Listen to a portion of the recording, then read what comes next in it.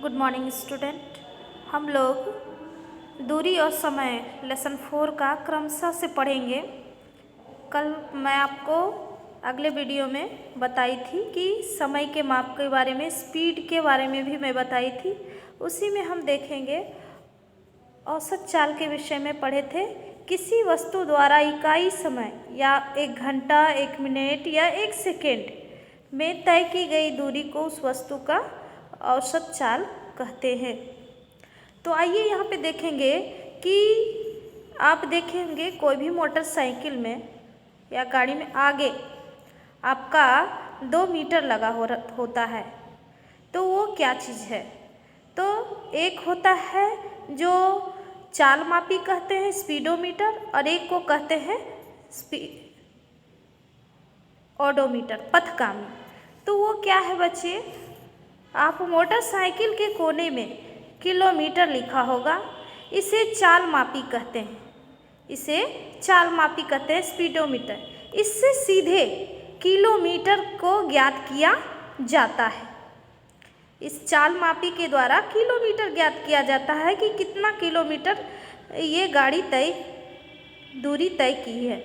उसके बाद एक और मीटर होता है जिसमें हम वाहन में के द्वारा तय की गई दूरी को मापा जाता है, जिसको पथगामी कहते हैं कि यह गाड़ी कितना दूरी तय की है। इसको कहते हैं पथगामी, है ना, अर्थात ओडोमीटर। तो हम यहाँ देखते हैं कि कितना ये गाड़ी कितनी चाल से कितना किलोमीटर दूरी तय की है। इसे चाल मापी, स्पीडोमीटर या ओडोमीटर कहा जाता है। तो यहाँ आइए हम देखिए एक ग्राफ के द्वारा, है ना, एक ग्राफ के द्वारा समय कितना दूरी तय किया गया है, एक ग्राफ के द्वारा इसको हम समझेंगे।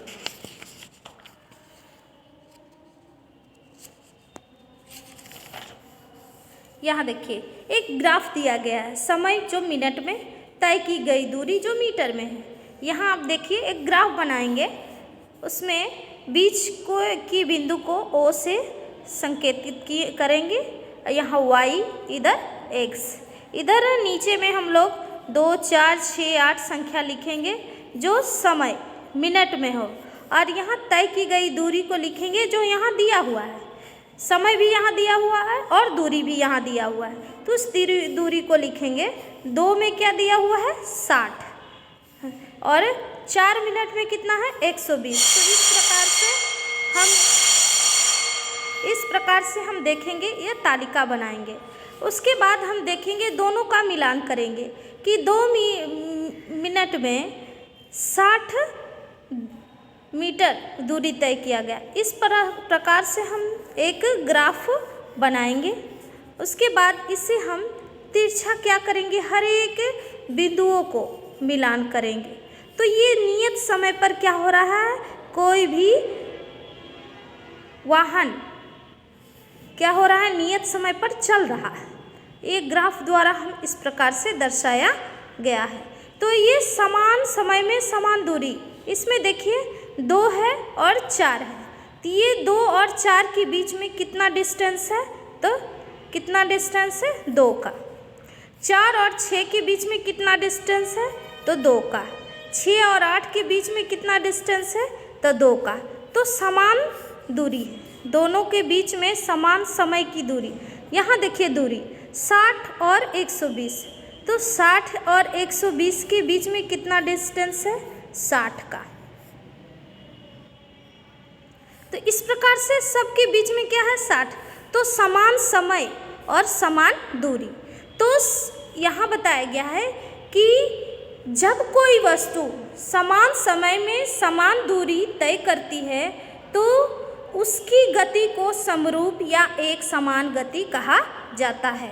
समान समय, यहाँ 2 और 4, 4 और 6 ये समान समय है। इसका डिस्टेंस 2 का है, समान समय है। इसकी दूरी का जो डिस्टेंस है वो भी समान है, 60 है। तो समान समय में समान दूरी को तय करते हैं, वह गति कहलाता है समरूप या समान गति। ये आपका ये चैप्टर खत्म हुआ बच्चे। अब हम लोग अभ्यास को देखेंगे। यहाँ अभ्यास देखिए। निम्नलिखित में कौन सा सरल रेखीय गति का उदाहरण है? सरल रेखीय का उदाहरण क्या है? सीधे पूर्व पर रेलगाड़ी की गति। नेक्स्ट है दूसरा नंबर, निम्नलिखित में कौन सा वर्तुल गति का उदाहरण है? तो कौन सा होगा? सूर्य के चारों ओर पृथ्वी की गति।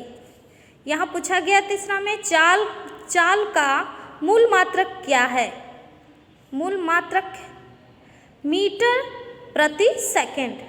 यहाँ दिया गया है कोई बस 60 किलोमीटर प्रति घंटा की चाल से 45 मिनट चलती है, बस द्वारा तय की गई दूरी क्या होगी? तो यहाँ पे क्या होगा? 45 किलोमीटर। यहाँ आ जाइए।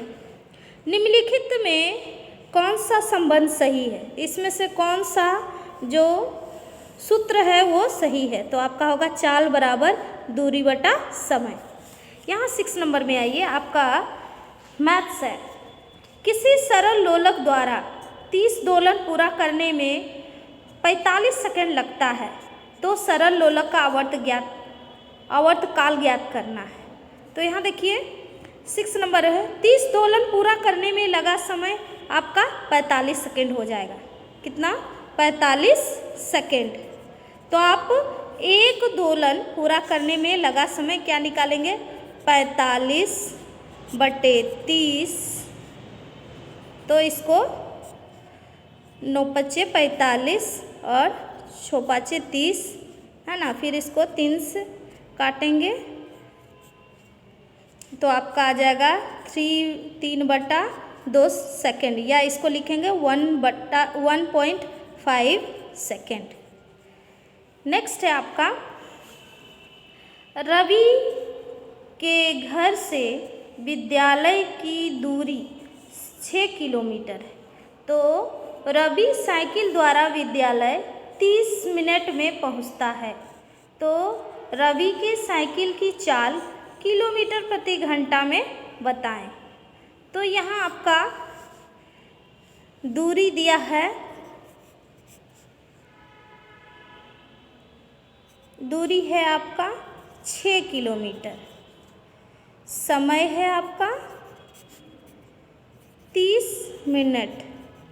अब 30 मिनट है, यहाँ घंटा पूछ रहा है तो इसको घंटा में बदलेंगे, तो इसको हम लोग 60 से भाग देंगे, तो 30 31 30 दूनी 60, तो समय आपका 1/2 घंटा हो जाएगा।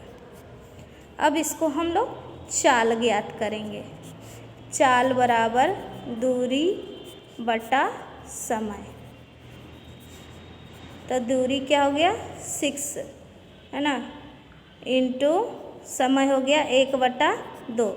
अब इसको हम लोग भाग देंगे 6, ये उल्टा हो जाएगा, भाग में आ जाएगा तो 2/1 गुना करेंगे तो आ जाएगा। तो 6 दूना, इसको गुना करेंगे 6 दूना 12 किलोमीटर प्रति घंटा। ये आपका आंसर हो गया। यहाँ दिया है 8 नंबर में,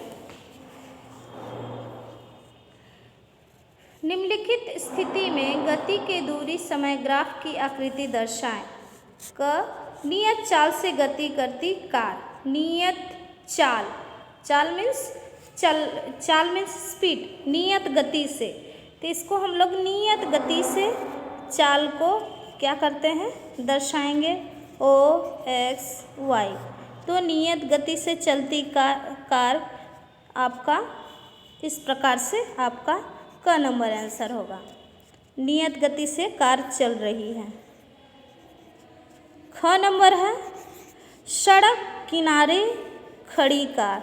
तो सड़क के किनारे कार खड़ी है, तो इस प्रकार से हम लोग सड़क के किनारे